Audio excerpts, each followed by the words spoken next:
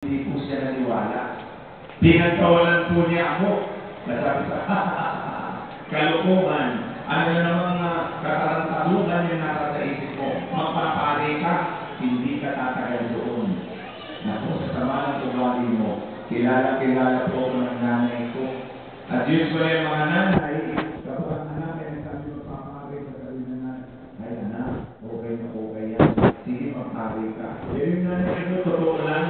Sabi ng nanay ko, anak, ano namang kalukuhan yan? Kawawa naman ang simbahan, pagiging naging pare. Eh, talaga po na, gano'n po kami kakalog ng nanay ko. Pero malapit na po akong maging pare. Naku po ang nanay ko po, sabi, talagang natuto kong magdasal. Dahil ang panahon kong marasot na ako po tinaan, sana naman po ako na inlove. Eh, ang hirap pala nun. Sabi ko dun sa nililigaw ako, sabi ko naku, hindi ko malaman ang aking sarili para akong nasa lumupugan ka po. Gusto ko magpapit parang si Piolo ba? Si Alfred? Saka si Jasmine? Ha? Parang naroon yung puso ko pero gusto ko rin magpapit. Alam po niyo ng panahon kung yung dito. Kaya sabi ko, Lord, mahalay naman po na sa umaga ang hawa ko sa katawan ni Kristo. Sa gabi naman, hawa ko sa katawan ni Kristi.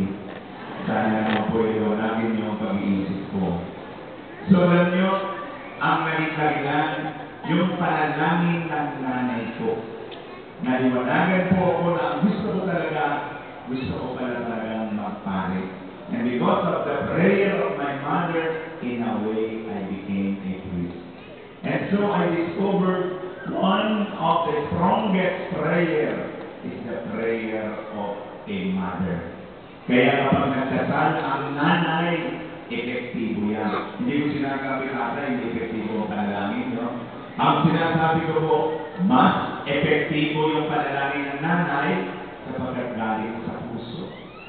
Sapagkat ang panalangin ng nanay ay kadikit, kaya nga yung pusod ng anak at pusod ng nanay, iisa. Kaya nga, hindi ka magtataka bilang anak. Alam na ng nanay mo kung may problema ka. Alam na ng nanay mo kung masaya ka. Sapagkat ang pusod niya at pusod mo ay pareho ng pinanggalingan. Kaya nga po, sa araw na ito, tayo nagpapasalamat. The greatest gift that God has given to us is our own mother. Sana po, kayo mga anak, alam niyo marami akong nakita mga tao na nagtagumpay. Nakikita ninyo nagtagumpay sila dahil mapagmahal sa kanilang mga magulang. Yung mga anak na hindi marunong na magmahal sa magulang, isinumpayan. Yan yung mga tao na hindi magtatagumpay sa buhay. Look at Manny Pacquiao. Binili na naman si Mami P ng sasakyan. At makagawa ka ng nasyon. Sapagkat naalaala niya ang paghihirap ng nanay niya. Yun po ang isang sekreto ni Manny Pacquiao kung bakit siya matagumpay, mapagmahal sa kanyang mga magulang. Kaya nga, ito pong araw na ito, huwag nating palilipasin na hindi tayo makapag-celebrate, makapagpasalamat sa mga nanay.